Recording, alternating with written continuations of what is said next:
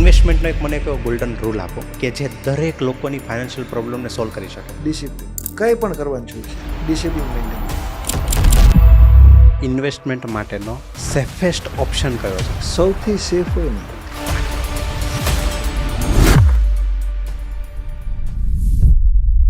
તો જે આ રીચ લોકો છે એ સ્ટોક માર્કેટનો કઈ રીતે યુઝ કરે છે કે એમાંથી વધારે ને વધારે રીચ થતા જાય છે? રીચ માણસો છે ને વેલ પ્લાનિંગથી કામ કરે છે.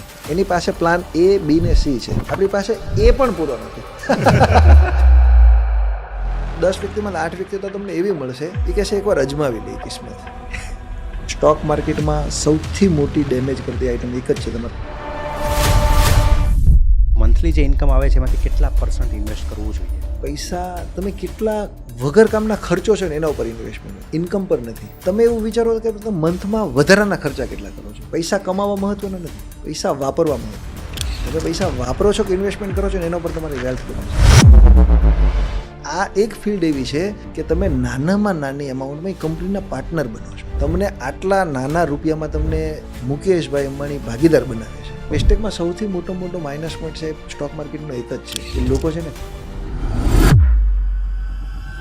તો 2026માં એવા કયા સેક્ટર છે જેમાં ઇન્વેસ્ટમેન્ટ કરવું જોઈએ કે જેનાથી હાઈ રિટર્નના ચાન્સીસ છે? જો રિટર્ન તો છે ને એક how to choose right company. Stock માર્કેટનું બધું આપણે પ્લાન કરતા હોય તેમાં ઘણા બધા ઓપ્શન હોય છે, રાઈટ? લાઇક ઇક્વિટી છે, ઇન્ટ્રાડે છે, પછી ટ્રેડિંગ લોકો કરતા હોય છે. એમાં શરૂઆતમાં એમણે કઈ વસ્તુ અવોઇડ કરવી જોઈએ? ઇન્ટ્રાડે. કોઈ શેર એવી આશા નહીં રાખો કે તમે લ્યો ને પછી 52 વીકનો હાઈ બનાવશે. આ એક ગંગાના પ્રવાહ જેવું છે. તમે એને પહેલો ને છેલ્લો છેડો ગોતવાનો ટ્રાય નહીં કરો. તમારે જોઈએ છે એટલું ગંગાજળ લઈને ઘરે આવીને તમારું તો કામ પતાવી દો.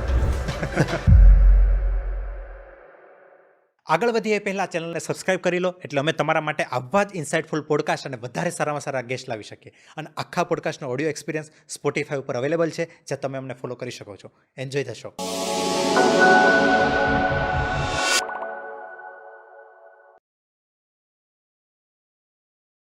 લેટ સ્ટાર્ટ વિથ એક એક્ઝામ્પલ સાથે એક શરૂ કરીએ. બરાબર? કે હું એટલે કહી રહ્યો છું કે આ પોડકાસ્ટ જે શેર બજાર વિશે છે, સ્ટોક માર્કેટ વિશે છે, અલગ અલગ એજના ઘણા બધા લોકો જોતા હશે, રાઈટ? હા, રાઈટ. તો કોઈ 22 વર્ષનો છે, કોઈ 20 વર્ષના છે, કોઈ 25 વર્ષના છે, કોઈ 30 વર્ષના છે, રાઈટ? પણ આટલી એજમાં કોઈની પાસે 1 લાખ રૂપિયાનું ફંડ પડ્યું છે તો એને રાઈટ જગ્યાએ ઇન્વેસ્ટ કઈ રીતે કરવું? જે એજ વાઇઝ તમે કીધું ને કે દરેક વ્યક્તિને, તો એ દરેક વ્યક્તિના આજે તમે કીધું 20 વર્ષના છોકરા માટેના મનમાં તરંગો કંઈક અલગ છે અને 65 વર્ષના સિનિયર સિટીઝન છે ને એના તરંગો પણ અલગ છે. તો એનામાં હું એવું જ કહીશ કે તમે જે ઓપોર્ચ્યુનિટી ગોતો છો તમે કેને અગેન્સ્ટ ગોતો છો. ફોર એક્ઝામ્પલ 60 વર્ષના એક એજ વ્યક્તિ છે તો એને રિસ્ક નથી લેવું. એ આજે નિવૃત્તિના કગાર પર છે તો એ એવું વિચારશે કે મને 7% FD મારે મૂકવાની છે. એટલે એ સેફ ઇન્વેસ્ટમેન્ટ જ્યાં હોય કે હા, જ્યાં એ જ રિસ્ક કરશે. ઓછું હોય. એ જ કરશે. અને એની એને કેપિટલ return- સેફ હા, કરશે. okay. રિટર્ન સાથે મતલબ નથી, એની મતલબ કેપિટલ નથી. સેફ જોઈએ છે. ઓકે. જ્યારે 20 વર્ષનો છોકરો છે ને એવું કહેશે કે મને 15% રિટર્ન નહીં ચાલે યરલી. એની 15% પાસે એવી હા નહીં ચાલે. યરલી હા. યરલી તમે એમ કહેશો કે મંથલી 1% થી 1.25%, 1.5% રિટર્ન આવશે હમ. તો એની પાસે સમય પણ છે, રિસ્ક લેવાની કેપેસિટી પણ છે હમ. અને એના ડ્રીમ પણ બહુ આગળના છે. તો એ right. માણસ ત્યાં નહીં વિચારી શકે. તો એ દરેક એજ વાઇઝ દરેકના એક રિસ્કના કેલ્ક્યુલેશન હોય છે કે એક તમને એક્ઝામ્પલ આપો. રિસન્ટલી તમે હોય કે હું હોઉં, જ્યારે ફર્સ્ટ શો તમે જ્યારે તમારી ફિલ્ડમાં આવ્યા ત્યારે જે સ્ટ્રગલ કરતા હતા એ એક લેવલ પછી સક્સેસ થશે ને એટલે તમે સ્લો થઈ જશો.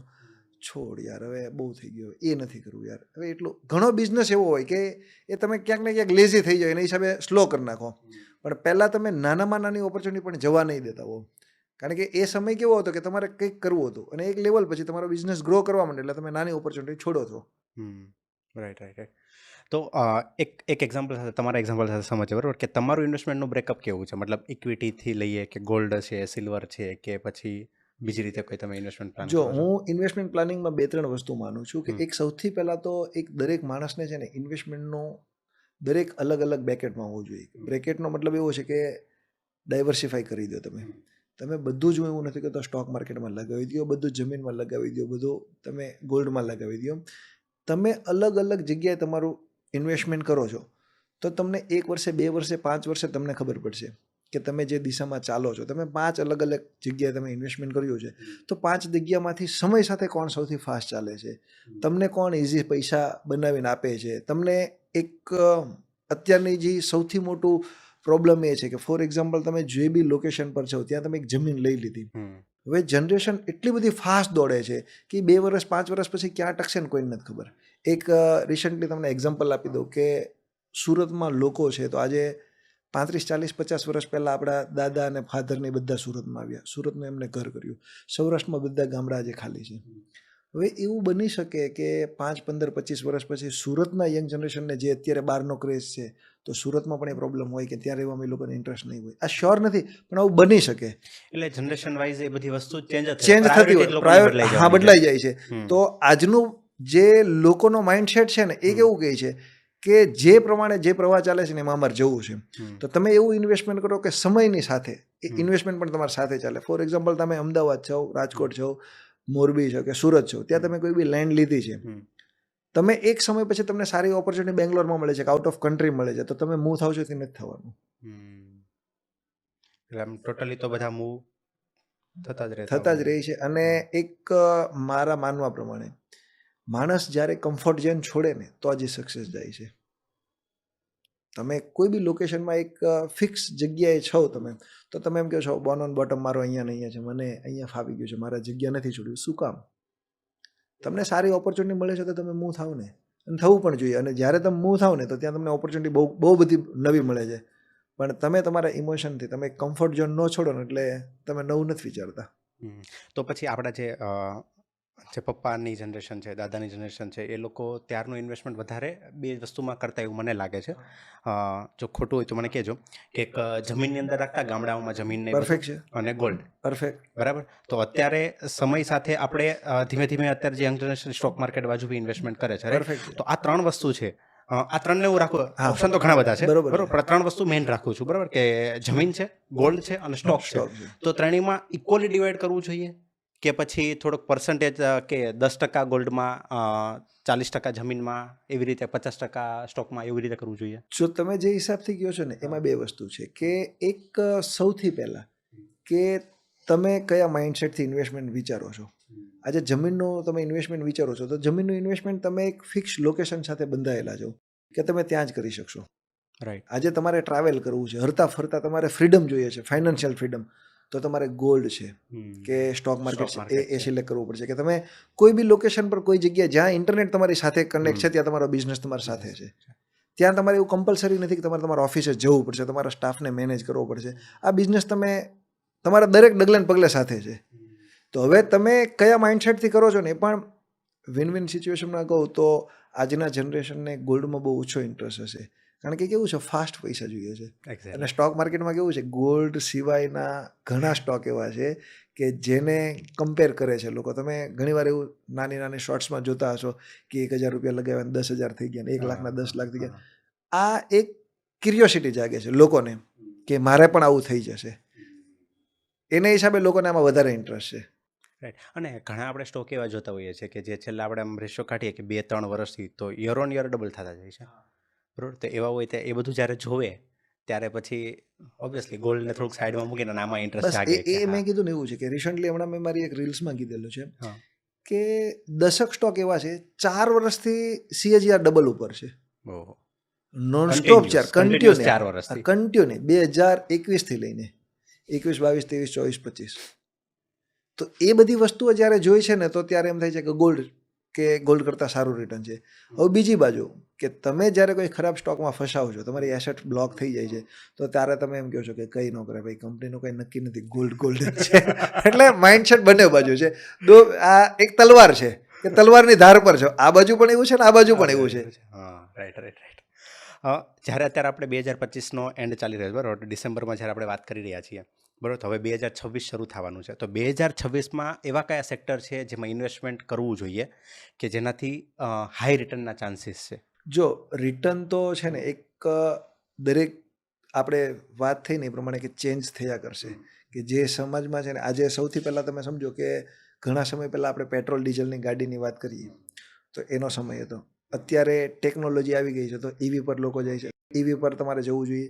પછી બીજા નંબરમાં સોલાર છે, AI છે, આ ટેકનોલોજી છે, એનર્જી બેઝ છે કે એ સ્ટોક છે. તો એનું ફ્યુચરમાં મારા કહેવાથી નહીં, તમને બહુ ક્લિયર પિક્ચર દેખાય છે કે લોકો એ બાજુ મૂવ થઈ રહ્યા છે. તો એ કંપની બટ ઓલવેઝ ગ્રો કરવાની જ છે અને એમાં રિટર્નના સ્કોપ દેખાય છે કે એ સારી કંપનીમાં જો તમે રિસર્ચ કરી શકતા હોય અને ફાઇન્ડ કરી શકતા હોય તો સારો ગ્રો થઈ શકે છે.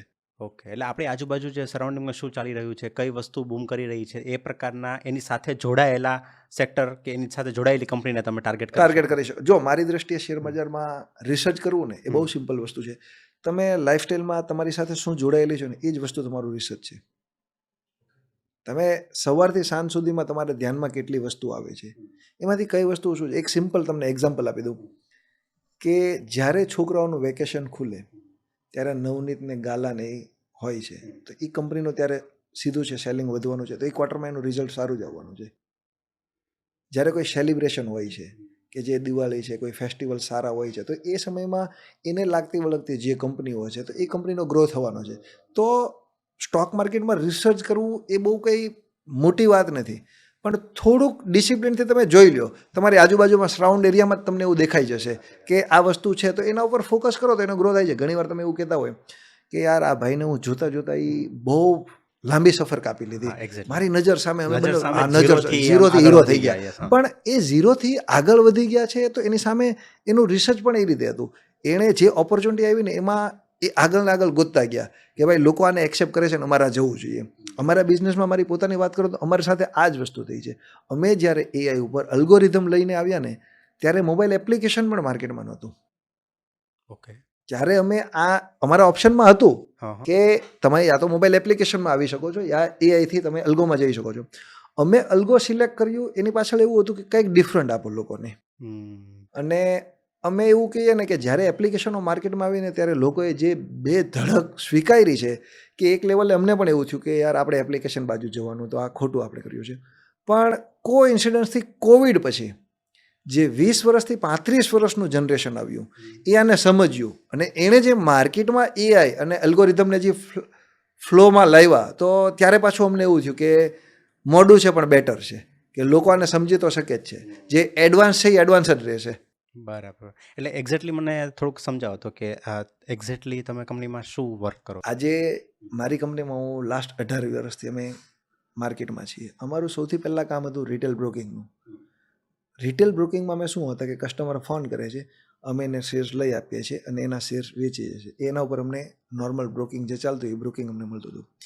એક ફેઝ પછી અમારે એવું થયું કે અમે એવું વિચાર કર્યો કે આ એક નોર્મલ પ્રેક્ટિસ છે, આમાં ક્લાયન્ટનો ગ્રો નથી. અમને બ્રોકિંગ મળે છે પણ મોરલ ઓફ ધ સ્ટોરી એવું હતું કે ઓલમોસ્ટ ક્લાયન્ટો લોસ કરતા હતા. બ્રોકિંગ મળતી હતી, આજે તમે જાઓ છો તો નેક્સ્ટ સેકન્ડ આવે છે, થર્ડ આવે છે, ફોર્થ આવે છે, પણ કીધું આપણે જો ગ્રો કરવું હોય તો આજે તમે 5 પૈસા કમાશો તો તમે મારી સાથે જોડાઈ રહેશો લોંગ ટાઈમ માટે.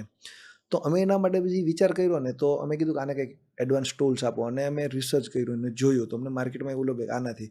હવે અત્યારે અમારી કંપની શું કરે છે કે જે ઇન્વેસ્ટમેન્ટ છે ને સ્ટોક માર્કેટમાં સૌથી મોટી ડેમેજ કરતી આઇટમ એક જ છે, તમારા ઇમોશન. ઇમોશન કંટ્રોલમાં છે તો તમારી જીત જ છે, કંઈ જ વિચારવાનું નથી.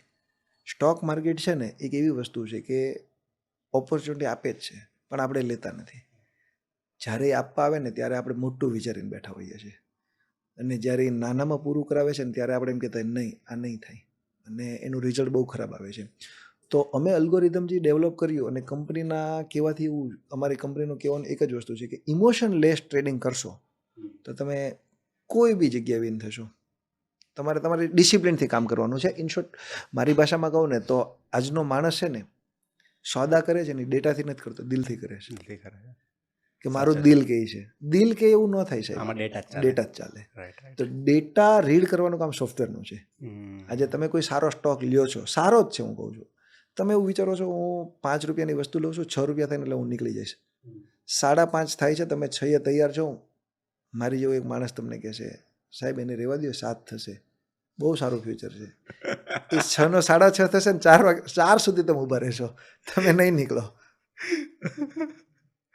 એક ક્યાંક ને ક્યાંક ઇમોશન આવી જાય છે અને એ ઇમોશન દિમાગથી અને ડેટાથી વિચારવાનું, દિલથી નથી વિચારવાનું. દિમાગથી તમે વિચારો કે ભાઈ 5 રૂપિયાના 6 રૂપિયા મને એક સાઈડ ઇન્કમ તરીકે બહુ સેફલી મળી જાય છે, તો તમે શું કામ બીજું વિચારો છો? પેલા ઓલા જેવું છે આમાં કે હજી મળશે. હું એ જ કહું છું ને, હજીને વ્યાખ્યા શું? આજે રબર છે તો એને આટલું ખેંચો છો તમે, હજુ થોડુંક મોટું થશે, એ તૂટી જાય સાહેબ. તૂટી જાય. તમે તોડવા શું કામ બેઠા છો? જેટલું થાય એટલામાં લઈ લો, બીજી રિંગ બનાવો. અને પાછું એ તમે જે રબરનું પરફેક્ટ એક્ઝામ્પલ આપ્યું, પાછું લોકોને ખબર બી છે કે આ તૂટવાનું જ છે. હા, પણ એ લોકોને એ નથી ખબર ક્યાં તૂટવાનું છે. તૂટવાનું. પછી શું કહે છે? આ રબર બેકાર આવી ગયો છે. રબર બેકાર નથી સાહેબ, આપણો વિચાર બેકાર હતો. આપણે એને એક જ આટી લાગતી હતી, ત્યાં બે લાગી ગઈ. નસીબથી બે લાગી ગઈ, તો ત્રીજીની ટ્રાય શું કામ કરો છો? ત્રીજી ચડાવો છો. સાચી વાત છે. આ મોસ્ટ ઓફ આવું થઈ જાય. અને પછી શું છે, ઇન્ડસ્ટ્રી બદનામ કરે છે કે શેર બજાર સટો છે. આ કોમન વસ્તુ આ કોમન વસ્તુ છે. અને આ દરેક વ્યક્તિ ફીલ કરે છે. આ મારું કહેવાનું એવું નથી. આ દરેક વસ્તુ દરેક વ્યક્તિ સમજે છે. તમે મોસ્ટ ઓફ 10 વ્યક્તિમાં 8 વ્યક્તિ તો તમને એવી મળશે, એ કહે છે એકવાર અજમાવી લઈ કિસ્મત, શેર બજારમાં એકવાર ટ્રાય કરી લે. ઇસ પર ઉસ પર ના ખેલ. કઈ રીતે ભાઈ ઇસ પર ઉસ પર? તમે કોઈ સામાન્ય કઈ પણ વસ્તુ લ્યો છો તો તમે એવું વિચારો છો આપણી વસ્તુ તમ તાર દેખા જાયગા, નો આવે તો કંઈ નહીં. તમે એના ઉપર બ્લેમ કરો છો, એના ઉપર બધું રિસર્ચ કરો છો ને. તમે કોઈ વસ્તુ જતી નથી કરતા, તો આમાં તો તમે પૈસા સીધા જતા કરવાની વાત કરો છો. તમે રિસર્ચ કરો. ઓફિશિયલી ઇન્વેસ્ટમેન્ટ કરવું છે તો તમે એમાં સિરિયસ થાઓ. સૌથી પહેલાં તો તમે તમારો બેઝ બનાવો. તમે તમારા દિલનું નહીં સાંભળો, તમે એનું વેરીફાઈ કરો. તમે જે કંપનીમાં ઇન્વેસ્ટમેન્ટ કરવાના છો એ કંપનીનું કંઈક વિચારો.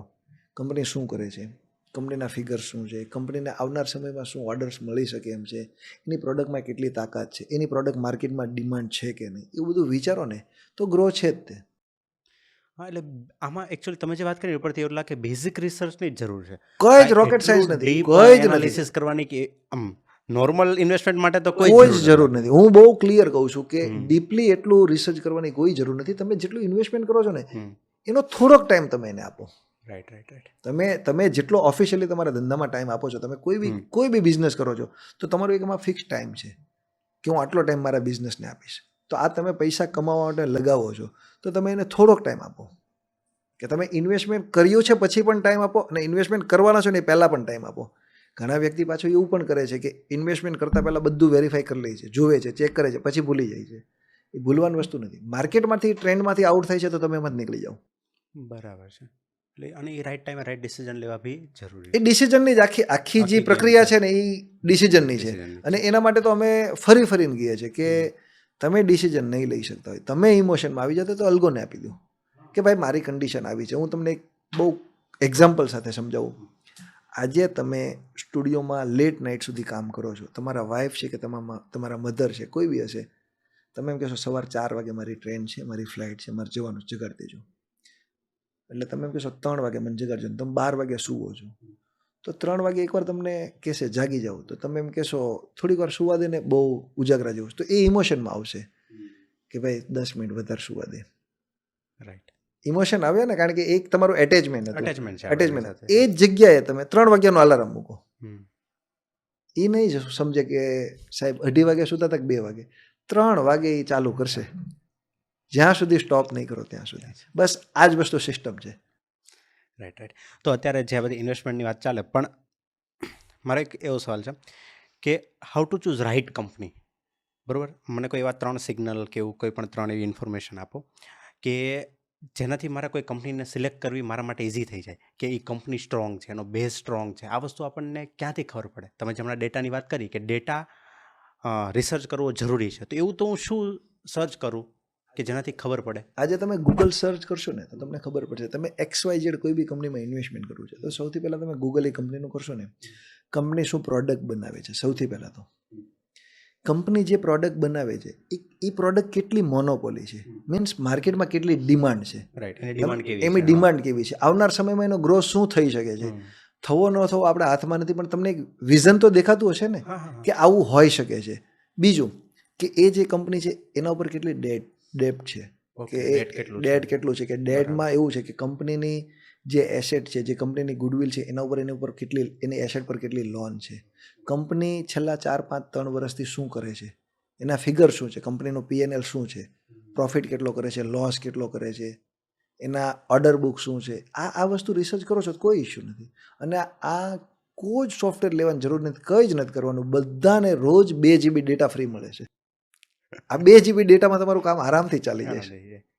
એટલે કોઈ પણ એ કંપની છે, એ કંપની વિશે આટલું બધું આવું થોડુંક થોડુંક રિસર્ચ કરવી જોઈએ, થોડું રિસર્ચ કરી જવાનું. બાકી તો એકવાર તમે આમાં જશો ને એટલે તમને ખબર પડી જ જશે કે મેં આ 5 કન્ડિશન સિલેક્ટ કરી છે, એ 5 કન્ડિશનમાંથી 4 મારા બંધ બેસતા સિલેક્શનમાં છે.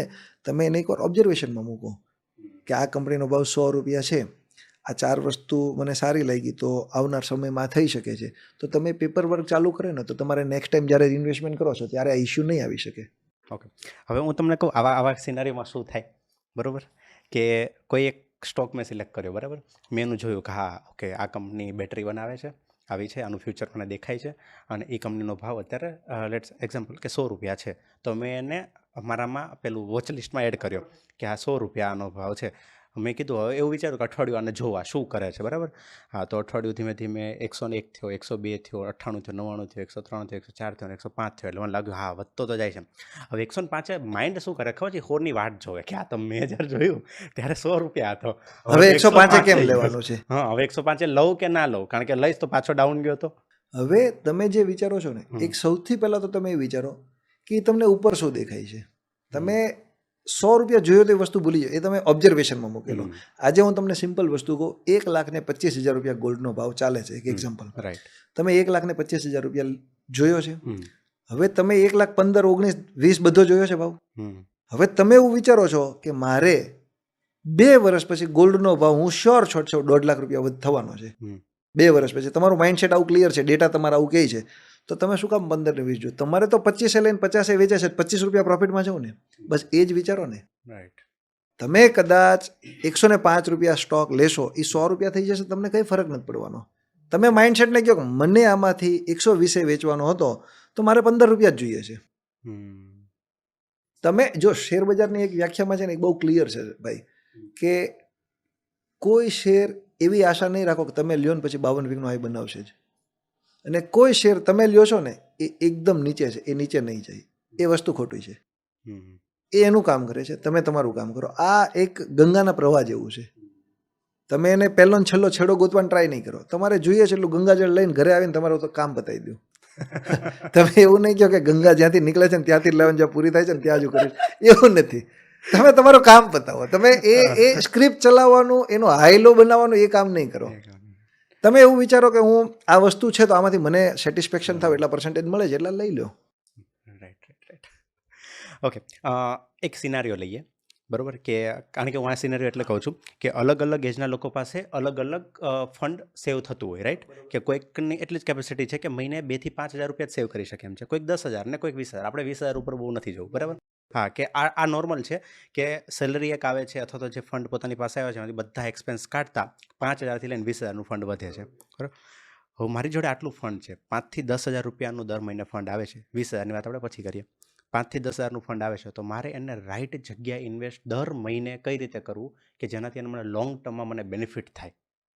કારણ કે હજી જો હું એવો સિનારીઓ છે કે મને કશી જ ખબર નથી સ્ટોક માર્કેટ વિશે, કોઈ જ મને નોલેજ નથી, મને 0 નોલેજ છે, બરાબર. આ તો બધા ગ્રુપમાં બધા સ્ટોક માર્કેટનું કરે છે એટલે મારે કરવું છે, એને જેવું છે, પણ મારી પાસે અત્યારે આટલી જ અમાઉન્ટ છે. પરફેક્ટ છે. હવે તમે એવું વિચારી લો કે તમારી પાસે નાની રકમ છે. હવે એક એક્ઝામ્પલ છે, તમને એવું લાગે છે કે તમારે શૂઝની બ્રાન્ડ છે એની મેન્યુફેક્ચરિંગ કરવું છે, શૂઝમાં બહુ સારું છે, શૂઝની કંપની મારે બનાવી છે. એક એક્ઝામ્પલ આપું છું. તો તમારી પાસે તમે એનો ટાર્ગેટ કરો કે આટલા રૂપિયા હોય તો હું શૂઝની કંપની બનાવવાના, આવનાર સમયમાં શૂઝની ડિમાન્ડ છે, લોકો બહુ લે છે, શૂઝમાં આપણે કમાઈ શકશું. એ પરફેક્ટ છે. પરફેક્ટ. તમે એના માટે એક પેલું એમાઉન્ટ નક્કી કરો કે મારે કંપની કરવી હોય તો આટલી થાય. રાઈટ. સિમ્પલ વસ્તુ છે. એ જ શૂઝની કંપનીના શેર તમે એટલા રૂપિયાના લઈ લો. તમારે કંપની જ ચાલુ કરવાની છે. તમને સિમ્પલ વસ્તુ છે કે તમને એમ કહી દઉં છું કે તમારે એક ડીમાર્ટનું એક્ઝામ્પલ લો. ડીમાર્ટ તમને એમ છે કે ભાઈ બહુ કામ છે, બહુ સારું છે, ડીમાર્ટમાં બહુ સારો નફો છે, તમારે ડીમાર્ટનું કોમ્પિટિટર બનવું છે. પરફેક્ટ.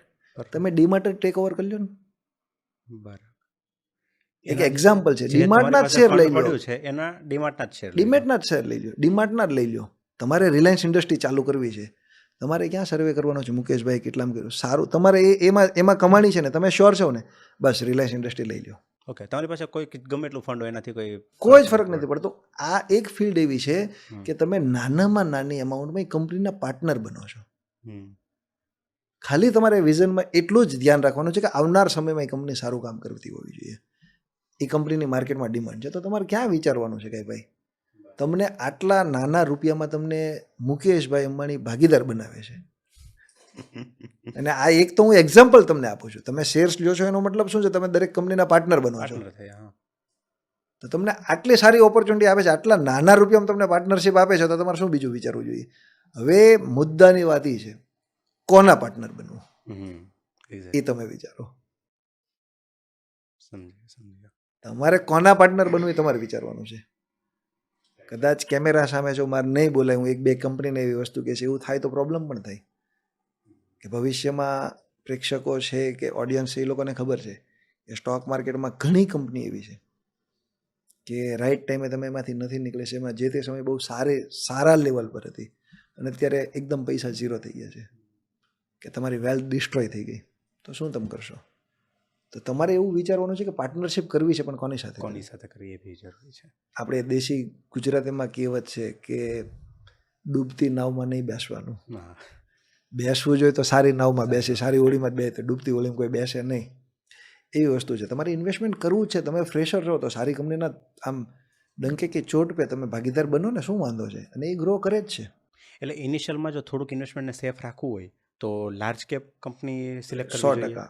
જો તમે ફ્યુચર પ્લાનિંગને કરીને કરો છો તો માર્કેટમાં કદાચ જો તમે સમજી શકતા હોય ને, તો કંપનીએ બહુ બધા ક્રાઇટેરિયા બનાવ્યા છે કે સેન્સેક્સ છે એ ઇન્ડિયાની ટોપ 30 કંપનીનું એક બેકેટ છે.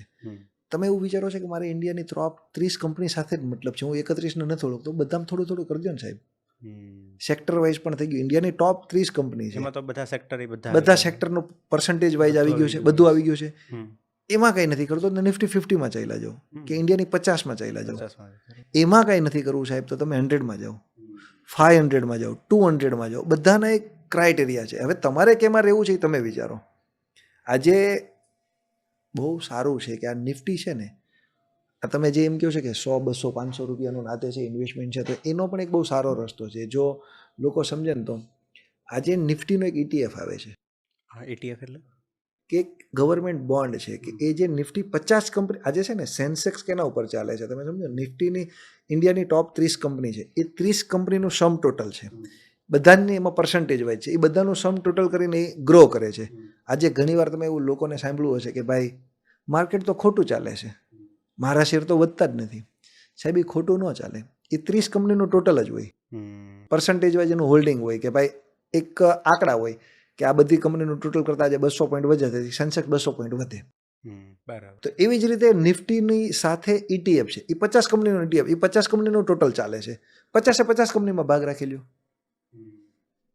તમારે ક્યાં બધા પૈસા લગાવવાના છે? 200, આઈ થિંક હું બહુ શ્યોર નથી, 250 રૂપિયા, 200 થી 250 રૂપિયામાં તમે 50 કંપનીમાં ભાગ રાખી શકો છો. તો આનાથી મોટી ઓપોર્ચ્યુનિટી શું જોઈએ છે તમારે? અને એ તમારું થોડુંક આમ સેફ સાઈડ છે. કમ્પેરમાં સેફ બી થઈ ગયું. તમે એવું વિચારી શકો, તમને નથી ખબર, કાંઈ નથી કરવું, તો એટલીસ્ટ 200-300 રૂપિયાથી તમે ચાલુ તો કરો. તમે નોર્મલ ફ્રેન્ડ સર્કલ સાથે ચા નાસ્તો કરવા જશો ને, 200-500 રૂપિયા વાપરી નાખો છો. એકવાર ટ્રાય તો કરો, કંઈક જાણવા મળશે. પછી એના વિશે રિસર્ચ કરો કે ભાઈ મેં કર્યું છે, આનું શું ચાલે છે, કઈ રીતે છે. પણ હવે કેવું છે, એફર્ટ લગાવી નથી લોકોને, રેડીમેડ આપો. સાચી વાત છે કે કોક તૈયાર આપી દો, ટીપ જે કે ટીપ આપણે રેડીમેડ એમ ટીપ આપી દો, ભાઈ શું ચાલવાનું છે મને આપી દે. યાર એવી રીતે નથી પૈસા મળતા, તો કોને ગરીબ રહેવું છે? એવી રીતે પૈસા મળતા હોય તો કોને જતા કરવા છે? એ પૈસા આપશે કોણ? ચાલો એવી રીતે પૈસા આવતા હોય તો જો સ્ટોક માર્કેટ એટલે એક બહુ ક્લિયર વસ્તુ, એક્સચેન્જ છે. એક પાસે આવે છે તો એક પાસે જાય છે. તો એ પૈસા આપશે કોણ? મને એ સમજાવો. એવું કોણ? આજે સવારમાં દરેક માણસ માત્ર જાગે ને તો એના મનમાં એક વસ્તુ છે, આજે મારે સૌથી સારું કામ કરવું છે, બેસ્ટ કામ કરવું છે, અને સારામાં સારું શાંતિથી ધંધો પતાવીને 5 પૈસા કમાઈને ઘરે આવવું છે. આવા જ માઇન્ડસેટથી સવારે બધા નીકળે છે. સાંજે રિઝલ્ટ બધાને કર્મ પ્રમાણે અલગ અલગ મળે છે. તો સ્ટોક માર્કેટમાં એમ કહે છે કે મારા કહેવાથી આમ થઈ જાય, મારા કરવા, એનું ઊંધું કોણ કરશે? પૈસા તોડશે કોણ? સ્ટોક માર્કેટમાં તો આ તમે તોડો છો, તમારા ભાઈબંધ તોડે ફોર એક્ઝામ્પલ, અને તમે કમાવશો, અને તમારા તૂટે એની પાસે જાય છે. પણ ફરક એટલો છે કે મને નથી ખબર, તમારા પૈસા મારા પાસે આવે છે ને મારા તમારી પાસે આવે છે, નકર સાંજે એ ઝઘડો થાય. તમે સમજ્યા? કોના ક્યાં જાય છે? પણ એ અંદર જ રોટેટ, માર્કેટ બહાર તો પૈસા છે જ નહીં. તો તમે વિચારી શકો છો કે જે પ્રોફિટ વાળામાં જાય છે એમાં હું કેમ નથી? તમે એ દિમાગ લગાવો ને. આજે દરેક વ્યક્તિ કંઈ પણ કામ કરે છે, નાનો મોટો બિઝનેસ છે, તો બધા સક્સેસ નથી. પછી એ લોકો શું કહે છે, એ ધંધામાં મારા કિસ્મત નથી. દરેક ધંધામાં એવું હોય છે. જો એક માણસ છે ને, દરેક માણસમાં ભગવાને એક પ્લસ પોઈન્ટ મૂક્યો છે. પૃથ્વી ઉપર જેટલા માણસો છે ને, દરેક માણસ માત્રમાં એક પ્લસ પોઈન્ટ છે. એ પ્લસ પોઈન્ટને જોઈને તમે જીવી શકો ને તો ચાલે, બાકી નેગેટિવ પોઈન્ટ તો 1000 છે. તમે મારા 50 નેગેટિવ પોઈન્ટ, પણ તમને તમારી લાઈફમાં મારો એક પોઈન્ટ ગમતો હશે, કંઈક તો હશે, તમારો એક પોઈન્ટ મને ગમતો હશે. તમે એને પકડીને ચાલો ને, બાકીના એ જે હોય મારા માટે આ બેસ્ટ છે, તો હું આને એક ફોલો કરીશ. રાઈટ, એ તમારી ઉપર છે કે તમે સામેવાળામાંથી શું લઈ શકો છો લઈ તમે. શકો છો. કારણ કે કોઈક ને કોઈક વસ્તુ પાસે કંઈક ને કંઈક સ્કિલ હોય જ છે. હોય જ. એ સ્કિલ તમે લઈ શકતા હોય તો ઠીક છે, પણ તમે સ્વીકારતા જ નથી. નહીં, હું જ સર્વોપરી છું, હું કહે મેં તો પછી કરો તમે. Right. એમાં આપણે તો કંઈ કરી નથી શકતા. રાઈટ. થોડીક તમે જે કીધું કે બધાને પૈસા કમાવા જ છે, બરોબર, તો થોડીક એની જ વાત કરું કે જેમાં આપણે 5-10 હજાર રૂપિયા છે, બરોબર, આનું એક એક્ઝામ્પલ લીધું કે આટલા રૂપિયા હોય તો આપણે ઇન્વેસ્ટમેન્ટ કરવું જોઈએ, બરાબર. મારી પાસે દર મહિને હું 20,000 રૂપિયા કાઢી શકું એમ છું, બરાબર. એવરી મંથ મારી પાસે 20,000 રૂપિયા હું બચાવી શકું એમ છે બધામાંથી, અને એને મારે ઇન્વેસ્ટ કરવા છે. હવે મારા અકાઉન્ટમાં 1 CR જોઈએ છે, બરાબર. તો કયો રાઈટ વે કહેવાય, અને હું લગભગ કેટલા વર્ષે પહોંચી શકું? જો એ કેવું છે કે આ તમે જે પ્લાનિંગ કહો છો ને, એ પ્રોપર પ્લાનિંગ એવું છે કે તમે ફિક્સ ટાઈમ સાથે અને 12-15% ગ્રો સાથે તમારે કરવું હોય તો બહુ ક્લિયર છે કે વેબ ઉપર તમે કરશો ને એટલે મ્યુચ્યુઅલ ફંડમાં તમને આપી દેશે કે દર મહિને 20,000 રૂપિયા ઇન્વેસ્ટમેન્ટ કરશો ને તો તમે આટલા ટાઈમે અહીંયા પહોંચી જશો. આઈ થિંક હું કદાચ રોંગ નહીં હોઉં ને તો 1,000 રૂપિયા ઇન્વેસ્ટમેન્ટ કરે અને વ્યક્તિ લગભગ 38 કે 39 વર્ષે 1 CR પહોંચી જાય છે. દર મહિને 1,000 રૂપિયાથી દર મહિને 1,000 રૂપિયાનું સેવિંગ ઇન્વેસ્ટ કરવાનું. કરે, હા, તો બી આઈ થિંક 38 કે 39માં વર્ષે, કદાચ હું રોંગ નહીં હોઉં ને તો 38 કે 39માં વર્ષે એ 1 CR એનો પોર્ટફોલિયો થઈ જાય છે. CAGR એના હજારના જે 12%ની CAGR એ. ઓકે, એ આપણે 12% 12% પ્રમાણે કેલ્ક્યુલેશન છે. પણ હું તમને એવું કહું છું, એ ફરીને હું તમને એવું કહું છું કે તમે 20,000 રૂપિયા તમે જે ઇન્વેસ્ટમેન્ટ કરવાનું કહ્યું, તમે 10,000 રૂપિયા તમે સિસ્ટમેટિક પ્લાનિંગથી કરો આ તે છે, પણ બીજા ઉપર ડિપેન્ડન્ટ કેટલી વાર રહેશો? તમે જાતે કંઈ કરશો જ નહીં. તમારે 20,000 રૂપિયા ઇન્વેસ્ટમેન્ટ કરવા છે એટલે 12×2 2,40,000 રૂપિયા વર્ષે ઇન્વેસ્ટમેન્ટ કરવા છે. સાહેબ 1 લાખ રૂપિયા તો તમારા સેલ્ફ કોન્ફિડન્સ ઉપર લગાવો. તમને તમારા રિસર્ચ પર 1 લાખ રૂપિયાનો પણ કોન્ફિડન્સ નથી. રાઈટ. એટલે બધામાં થોડુંક ડિવાઈડ કરી દેવું જોઈએ. ડિવાઈડ કરો, થોડું, હા, બધું અલગ અલગ કરો. થોડુંક ગોલ્ડ કરો, મ્યુચ્યુઅલ ફંડ કરો, જાતે સારા સ્ટોક લેતા શીખો, જાતે થોડુંક એની સાથે તમે એટેચ થાવ. મારું કહેવાનું એવું છે કે બજાર છે ને એની તમે હેબિટ કરો કે બજારને તમે જોવાનો નજરિયો ફેરવો. તમે સિમ્પલ એક વસ્તુ તમે માર્ક કરી છે, તમારે ગોલ્ડ નહીં લેવું હોય ને તો પણ તમે ગોલ્ડના ભાવ બહુ જોતા હશો કે માર્કેટમાં ગોલ્ડ બહુ વધી ગયું. તમારે તમને 5 વર્ષ જરૂર જ નથી, તો પણ તમે એમ કહો ચાલો બહુ વધ્યું, ઘટે તો પણ તમે એમ કહો બહુ ઘટ્યું. એક આનંદ લ્યો છો તમે વધઘટનો. તો માર્કેટમાં એવું કરો ને, મેં રિસર્ચ કર્યું તો આ કંપની સારી હતી, મારું રિસર્ચ સારું હતું, મજા આવી, ચાલો ભાઈ કંપની આવા શેર હોય ને તો આવું ગ્રો કરે છે, આવી માર્કેટમાં આ એક નજરિયો છે. ભલે તમારા શેર લેવા છે કે નથી લેવા એ પછી ડઝન્ટ મેટર છે, પણ પોતે ખાલી એક લિસ્ટ બનાવો અને એનું એનાલિસિસ કરો. બસ ટાઈમ ટુ ટાઈમ એનાલિસિસ મેં કરો. જે આ લિસ્ટ બનાવ્યું હતું, મેં જે વિચાર્યું હતું કે આ વધશે ના ઘટશે, એ પ્રમાણે થયું કે નહીં. તમે તમારી જાત પાછળ, તમારા ઇન્વેસ્ટમેન્ટ પાછળ રોજ અડધી કલાક પછી કોન્ફિડન્સ બી આવી જાય કે હા, હું જે વિચારું છું એમાંથી 70-80% થાય જ છે. અને તમને છે ને એ રિઝલ્ટ તમારે બહુ ક્લિયર આવશે કે હું તમને કહું છું કે તમે આ કરો અને તમે જાતે કરો છો એમાં બહુ ફરક છે. આજે હું તમને એક એક્ઝામ્પલ આપું. ઘણા માણસોને એવી વસ્તુ હશે, તમે 2 મિત્ર જતા હશો ને તો તમે કારની બાજુમાં જોજે યાર આગળ સ્પીડ બ્રેકર છે, ઓય આગળ એક સ્પ્લેન્ડર વાળો જાય છે, જો આ જાય છે, એ તમને દરેક વાર તે ટોર્ચર કરશે. એટલે તમે શું કહેશો? હા મને ખબર છે.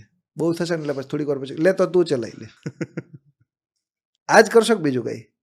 આજ કોમન છે. તો આમાં સેમ એવું જ થાય છે કે બહુ બધું ભેગું થઈ જશે ને તમે કન્ફ્યુઝ, તો લે તું કર લે. કારણ કે તમને છે ને એ એક હેબિટ નથી, તમે ડિપેન્ડન્ટ છો કે મને નથી ખબર પડતી. ઘણા માણસો મને એવા મળે છે, ઘણા મિત્રો મેં એવા જોઈએ છે, એ શું કહે, આપણે એમ કહીએ છીએ આ શેર લીધા છે, આ લીધા છે, મારું સેવિંગ. શું કામ?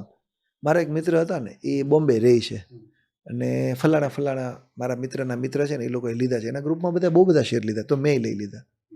શું કામ ભાઈ? એની કેપેસિટી શું છે, એણે કેટલા ટાઈમ માટે લીધા છે, શું ફોકસ છે, શું વિઝન છે, એ તો જો. Right right.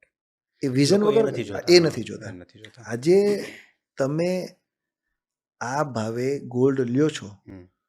પૈસા તમારા ને મારે બંનેની એક સેલરી આવી ગઈ છે, હમ. કંપનીમાં આપણે જોબ કરીએ છીએ. હમ. તમે એમ કહો છો કે મારી સેલરી આવીને તો મારે ગોલ્ડ લેવા જવું છે. તમારે જરૂર હશે જાઓ, પણ મારે જરૂરી નથી મારે ગોલ્ડ જ લેવું છે. ગોલ્ડનો ભાવ જે હોય એ. જે હોય મારે એ પૈસા શું કરવાના છે મારું પ્લાનિંગ તો હોવું જોઈએ ને. Right. બની શકે કે મારે ઓલરેડી જૂની લોન ચાલે છે, લોન ભરી દેવી જોઈએ. હા, બધાના સિનારીઓ અલગ અલગ. બધાના સિનારીઓ અલગ છે, જેટલી વ્યક્તિ છે એના સિનારીઓ છે. બની શકે કે મારે મારા છોકરાઓની પાછળ સ્ટડી પાછળ પૈસા ખર્ચવાના છે. સેમ એ જ વસ્તુ તમે ઇન્વેસ્ટમેન્ટ નથી કરતા, તમે એમ કહેતા કે iPhone 17 લઈ આવો છે, તો એ વસ્તુ બહુ રોંગ છે. કે તમે તમારું જુઓ, તમે જે લોકોને જોઈને ઇન્વેસ્ટમેન્ટ કરો છો ને એ નહીં કરો. ઓકે, જો આ તમે જે વાત કરી આ એક ભૂલ છે, બરોબર છે, લોકો કરી રહ્યા છે. તો બીજી કોઈ એવી મિસ્ટેક્સ છે કે જે મિસ્ટેક લોકો સ્ટોક માર્કેટમાં જો કરતા હોય? મિસ્ટેકમાં સૌથી મોટો માઇનસ પોઈન્ટ છે સ્ટોક માર્કેટનો એક જ છે કે હમ. લોકો છે ને ખુલીને બહાર નથી આવતા. હમ.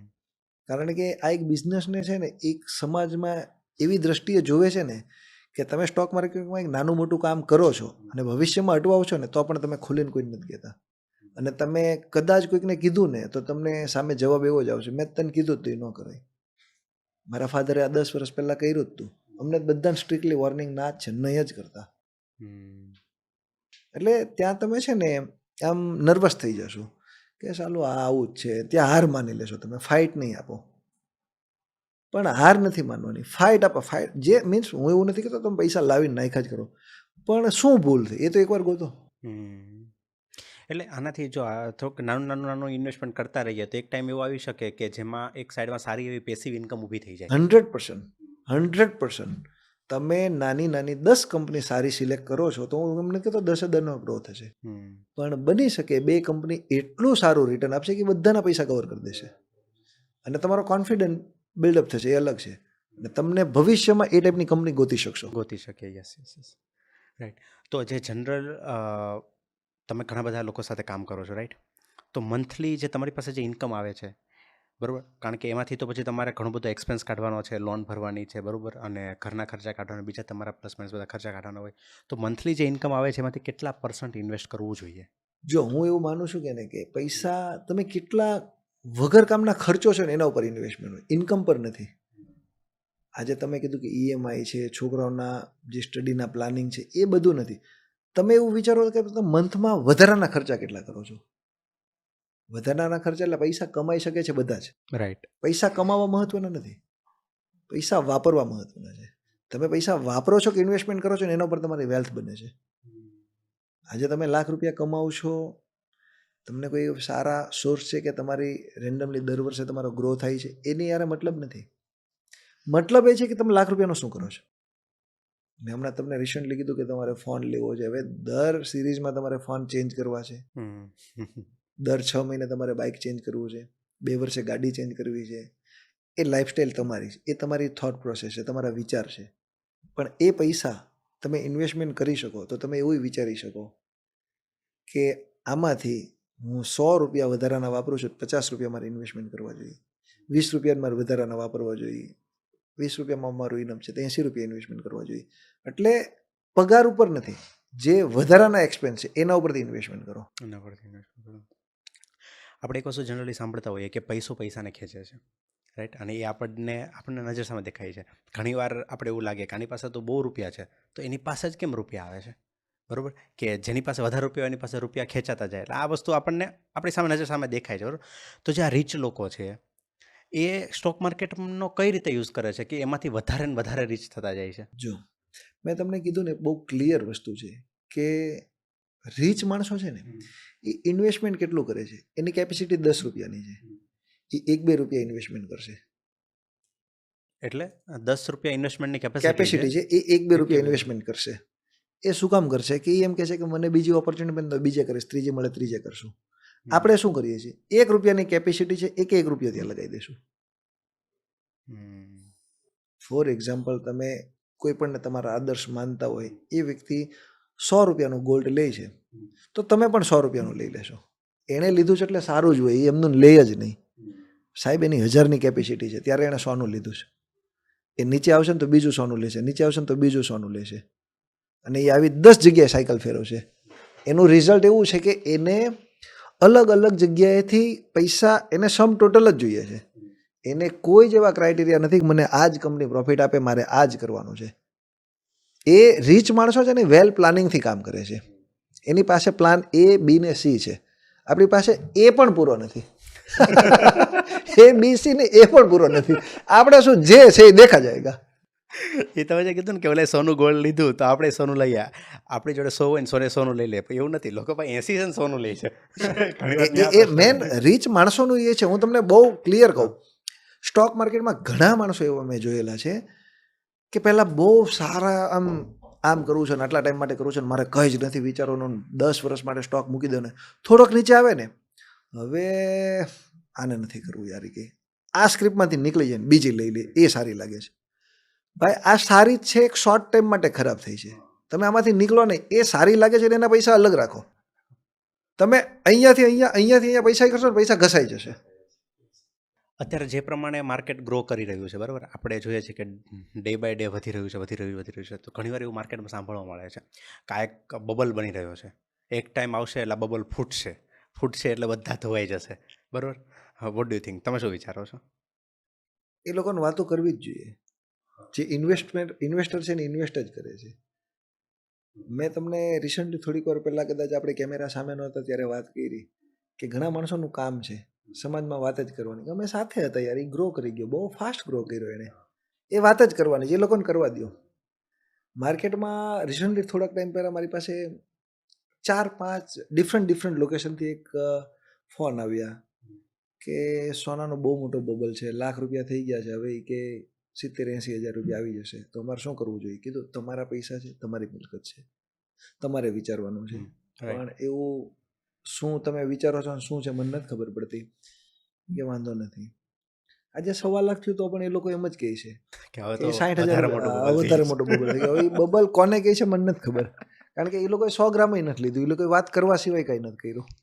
પણ આમાં ક્યારેક ડર લાગે ને, એમ ધારો કે જે નવા બિગિનર્સ છે, બરાબર, અથવા તો જેણે હજી નવું 1-2 વર્ષથી ઇન્વેસ્ટમેન્ટ શરૂ કર્યું છે, એને એક ડર બેસી જાય કે આ વધતું જ જાય છે તો આ કદાચ કંઈક માર્કેટ ક્રેશ થયું તો. નહીં, જો એમાં 2 વસ્તુ છે કે માર્કેટ ક્રેશ થાય તો તમે સૌથી પહેલાં મેં કીધું ને, તમે તમારી જર્ની વિચારો. તમે એવું વિચારો છો કે અત્યારે સ્ટીલ શિયાળો ચાલે છે તો આ ઠંડી વધતી જ જશે. આપણે તો વાત એસી લીધું ત્યારે એમ કીધું તો ગરમીમાં કામ આવશે. હવે ક્યારે આવવાની છે? તમારે કેટલા મહિના રાહ જોવાની છે? બીજા 6-7 મહિના તો જોવાની જ છે. તો એ તો ઠંડી વધવાની જ છે. જાન્યુઆરીમાં વરસે, ફેબ્રુઆરીમાં વરસે, પછી ધીમે માર્ચમાં તમારા કામમાં આવશે. માર્ચ, એપ્રિલ, મેમાં એમ થશે કે હા કન્ફર્મ હવે આ એસી લીધું હતું ને કામ આવ્યું. હવે તમે એન્ટ્રી કઈ રીતે, શું કામ? એસી શિયાળામાં તમે એમ કહો છો કે અત્યારે લઈ લે ને ભાઈ, ઇન્સ્ટોલેશન વાળા થોડાક ઇઝી હોય ને આ તેને બધું, મીન્સ ફટાફટ સેમ ડે ઇન્સ્ટોલેશન કરી દેશે ને આ તેને બહુ ઓલું નથી. તમારે ખરેખર યુઝ ક્યારે કરવાનો હતો? ઉનાળામાં. હવે અત્યારે તમારા મગજમાં ડર બેસી ગયો કે સાલો આ વર્ષે ઉનાળો આવશે જ નહીં, બધા સાચું જ કે ઠંડી બહુ પડે છે. ઠંડી પડે છે, તમારા સમાજમાં 5 વડીલ કે આ વર્ષે તો નક્ષત્ર એવું બેઠું છે કે ઠંડી ભૂકા કાઢી નાખશે, પણ એનો મતલબ એવો નથી કે તમે એસી વેચી નાખો. ઉનાળો આવવાનો જ છે. તમે રાઈટ ઇન્વેસ્ટમેન્ટ છે તો એના ટાઈમે રિટર્ન આપવાનું જ છે. બરાબર. અને ચલો ક્યારેક માર્કેટ ક્રેશ થયું, માર્કેટ થોડુંક તૂટ્યું, બરાબર, પડ્યું, તો જ્યારે આ સ્ટોક માર્કેટ પડે ત્યારે શું કરવું જોઈએ? Buy on dips. તમે શ્યોર જ છો કે તમે કંપનીમાં, તમે સિમ્પલ વસ્તુ તમને સમજાવું, તમે એક શોપ લઈને બેઠા છો, તમારી શોપમાં ગ્રાહકી બહુ છે, થોડાક સંજોગ એવા આવી ગયા કે ગ્રાહકી ઘટતી ગઈ, તો તમે શું કરશો? દુકાન બંધ કરી દેશો? શું વિચારશો કે કઈ રીતે લાવીએ, હજી સેલ કઈ રીતે લાવીએ, કઈ રીતે બધું ઘટા શું કામ? સૌથી પહેલા તો એવું વિચારશો કે એક સમય આપણી દુકાન ચાલુ થાય એ પહેલા 5 ગ્રાહક આવતા હતા, એવું નથી આવતા. તો તમે સૌથી પહેલા શું કહેશો? આપણા સેલ્સ વાળાનો સ્વભાવ શું છે, આપણી પાસે જે પ્રોડક્ટ છે પરફેક્ટ છે, એ બધું તમે ચેક કરશો ને, એમાં જ્યાં જે પ્રોબ્લેમ છે સુધારા કરશો. તો માર્કેટમાં સેમ એવું છે. તમારી સ્ટોક પરફેક્ટ છે, તમારું ફંડામેન્ટલ રિસર્ચ પરફેક્ટ છે, તો દરેક ઘટાડે લ્યો ને, ઓલ ઓવર તો ગ્રોજ કરે છે ને. માર્કેટ હોય કે કંપની હોય એ ગ્રોજ કરે છે. બહુ સિમ્પલ ભાષામાં કહું, માણસ હોય કે શેર બજાર, સરવાળે ક્યાં જવાનું? ઉપર. इंसान हो या स्टॉक, आखिर जाना सबको ऊपर ही है. બરાબર છે. એટલે જ્યારે જ્યારે તમે કોઈ સ્ટોક લો છો બરાબર અને એ માર્કેટ ક્રેશ થયું તો પડ્યો તો ત્યારે તમે એને થોડુંક તમે જે એની ઉપર રિસર્ચ કર્યું છે તમને એને એના લ્યો, પર એક વિશ્વાસ છે, ઓપોર્ચ્યુનિટી trust છે, છે, એક હા. ઓપોર્ચ્યુનિટી તો છે, એને પરચેસ નીચેની પ્રાઇસમાં કરે કરે રાખો, ઓપોર્ચ્યુનિટી છે. તમે એમાં ડરી ગયા છો, તમને એમાં ડર આપણે લાગી. આપણે આ જોયું છે ને 2008-9માં જ્યારે થયું ત્યારે બી જે લોકોએ ઇન્વેસ્ટમેન્ટ કર્યું બરાબર એ લોકોએ મતલબ બહુ સારા રિટર્ન મળ્યા છે. હું એ જ અને કહું છું, હમણાં કોવિડ વખતે કોવિડમાં બજાર બહુ સારી રીતે તૂટ્યું હતું. હા જે લોકોએ પેનિક નહીં થયા એ લોકોએ પૈસા લગાવ્યા તો રિટર્ન તમારી સામે છે. સામે છે, yes. અને એની સેમ ઓપોઝિટ સાઈડ જાઉં કે જે લોકો પેની થઈ ગયા હતા, જે લોકો એમ કીધું હવે આ ઉપર નહીં આવે ભાઈ, મારે નીકળી જ જવું છે, આ માર્કેટ પતી ગયું, એનો રિઝલ્ટ તમે જોઈ લો. રાઈટ રાઈટ એટલે આમાં બે વસ્તુ છે કે બજાર છે ને તમે હા. કયા વેથી જોવો છો ને એ સૌથી મુદ્દાની વસ્તુ છે. એટલે એ રીતે વિચારીને જ બધું કરવું જોઈએ. કે જો એક આ સ્ટોક માર્કેટની જર્ની એવી છે કે તમારું સૌથી પહેલા એ મગજમાં લખો કે તમે આને છે ને કેટલા ટાઈમ માટે છે, તમે ટાઈમ ફ્રેમ ફિક્સ કરો. હમ. તમે 2, 4, 5, 15 દિવસમાં શું તમને જજ થશે? હવે અત્યારે તો લોકોની માનસિકતા એટલી છે કે હું કલાક ફ્રી છું, 10 વાગે મારે જવાનું છે, હું સવા 9 સોદો કરીને 10 વાગે પ્રોફિટ કરીને સકેલીને ઘરે હોઈ જાય. એટલે એટલો ફાસ્ટ એને ગ્રો જોઈએ, કઈ રીતે એમાં જજમેન્ટ આવશે? આટલું ફાસ્ટ એ લોકોને રિસર્ચ છે, એટલી વારમાં એ કંપનીને પોઝિટિવ નેગેટિવ બધી રીતે માપી લેવાની વાત કરે, એ પોસિબલ નથી અને ન થાય. Yes yes. હવે જ્યારે આ સ્ટોક માર્કેટનું બધું આપણે પ્લાન કરતા હોય ત્યારે એમાં ઘણા બધા ઓપ્શન હોય છે રાઈટ, લાઈક ઇક્વિટી છે, ઇન્ટ્રાડે છે, પછી ટ્રેડિંગ લોકો કરતા હોય છે બરાબર.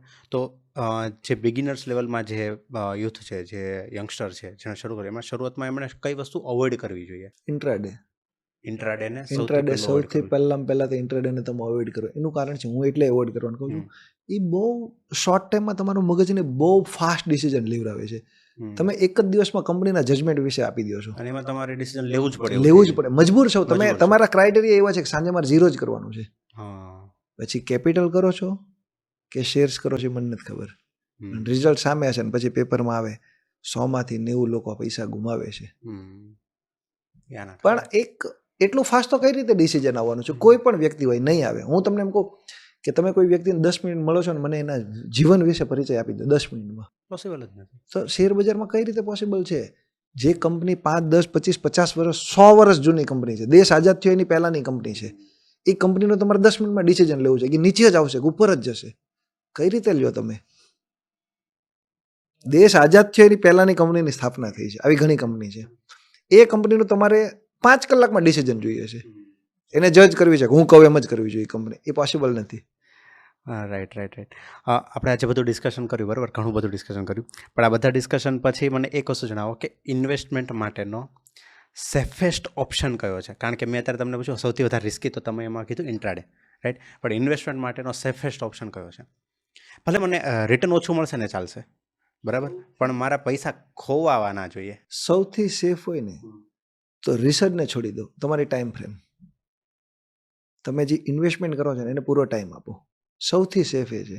એટલે ઇન્શ્યોર તમે લોંગ ટર્મની વાત કરો છો? તમે જે ઇન્વેસ્ટમેન્ટ કરો છો ને એને ટાઈમ આપો, તમારે કઈ રિસર્ચ કરવાની જરૂર નથી. સારી કંપની, ફંડામેન્ટલ કંપની છે કે જે બ્લુ ચીપ છે, જે લાર્જ કેપ કંપનીઓ છે, કે મેં હમણાં કીધું કે 100 વર્ષથી વધારે ચાલે છે, એ કંપનીમાં કેવું છે કે રાતોરાત કોઈ તમને રિટર્ન નથી આપવાની અને રાતોરાત બંધ પણ નથી થવાની. સૌથી સેફ એરિયો એવું છે કે તમે છે ને બહુ ચંચળ નહીં થાવ. સ્ટોક માર્કેટ શું છે તમને ખબર છે? કે કાચબો અને સસલાની રેસ વાળી વાત છે. સસલું ગમે એટલું ઉછળકૂદ કરે, ગમે એટલું સ્ફૂર્તિલું હોય, જીતશે કાચબો જ. જીતશે કાચબો. લાંબી રેસનું કોણ છે? ભલે સ્લોલી જાય, પણ એનું 300, 400, 500 વર્ષ કંઈક એનું જીવન છે, કાચબાનું જીવન. સસલાનું કેટલું છે?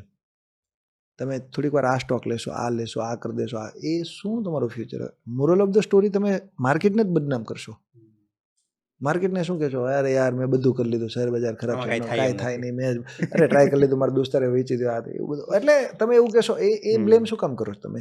એની કરતાં તમે સ્વીકારો ને કે તમે જે કામ કર્યું હતું 100% પ્યોર આપણે સારું જ કરવું છે અને લોંગ ટાઈમ માટે જ કરવું, તો કોઈ વાંધો નથી.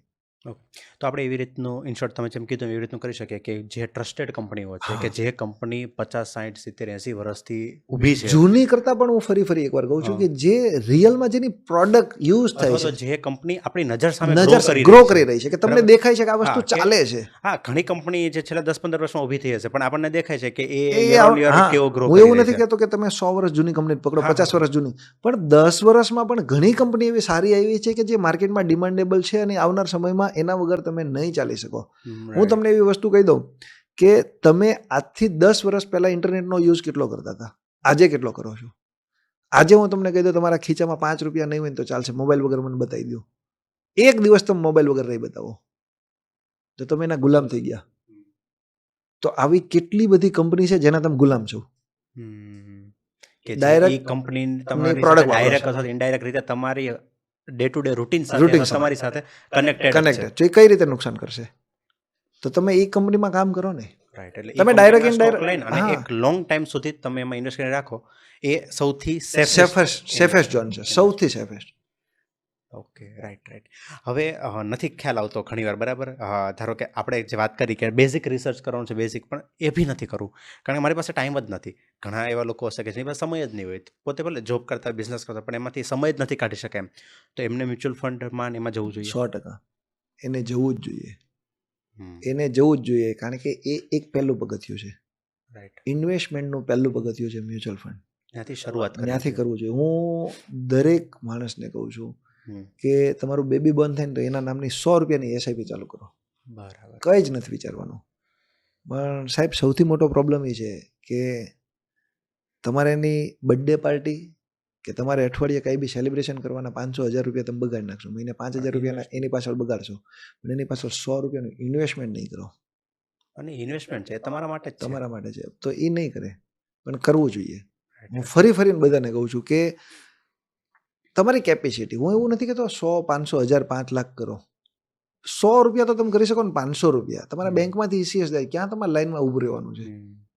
કઈ નથી કંઈ જ નથી. હું તમને એવું કહ્યું 500 અને એક રૂપિયા nominal amount નોમિનલ છે. અમાઉન્ટ છે, એ દરેક માણસ એફોર્ડ કરી શકે એમ છે. ખાલી ને ખાલી શું થાય, 500 એ શું થાય? હમ, 500 એ ઘણું થાય. ઘણું થાય. 500 એ શું ન થાય, 500 એ ઘણું થાય.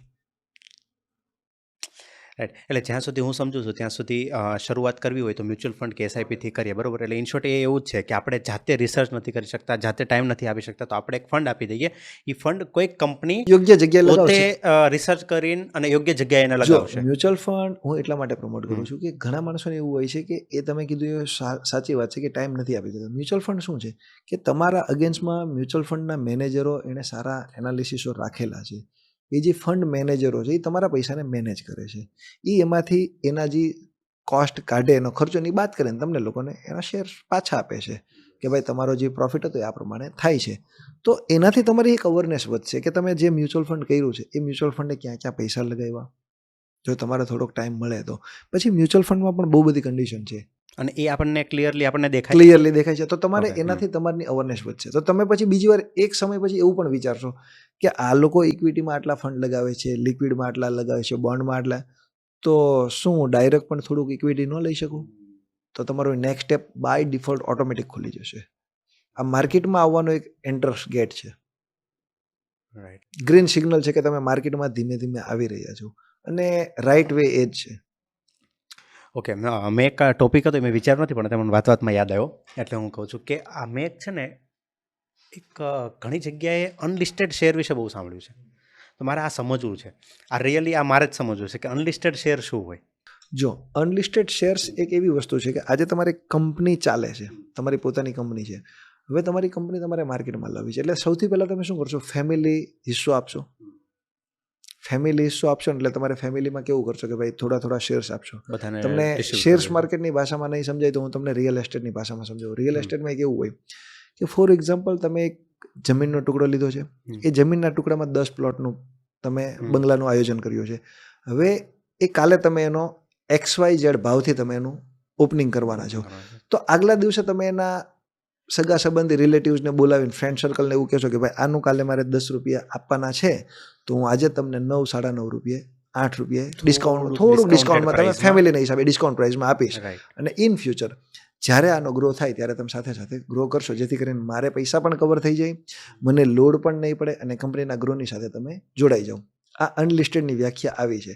જ્યારે કંપની માર્કેટમાં આવે ત્યારે એના ફેમિલીને, એના એમ્પ્લોયને, એના રિલેટિવ્સને અમુક ટકા હિસ્સો આપે છે.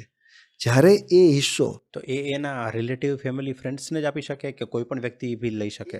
એ વસ્તુ એવી છે કે આજે તમે તમારી કંપની લિસ્ટેડ કરવા જાઓ છો તો તમે માની લો તમારા એમ્પ્લોઈઝને એ બધાને ₹100 શેર્સ આપ્યા છે. ઓફિશિયલી તમે માર્કેટમાં લિસ્ટેડ નથી, પણ આખું સ્ટ્રક્ચર એ જ રીતે ચાલે છે.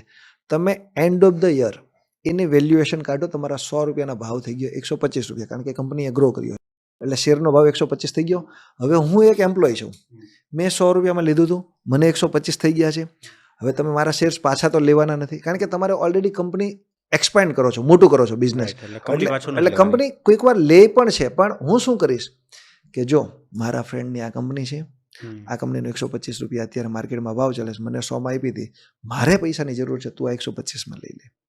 બરાબર. હું 125માં એમને આપીશ, એ પૈસા મારી પાસે આવી ગયા. એવી રીતે અનલિસ્ટેડમાં સ્ટોક્સ ફરતા જાય છે. ઓકે, આવી રીતે બધું આવી રીતે ફરે છે કે એક ગ્રુપમાં એક ગ્રુપ એક બુકિંગ flow માં છે, એક આવે ફ્લોમાં આવે છે.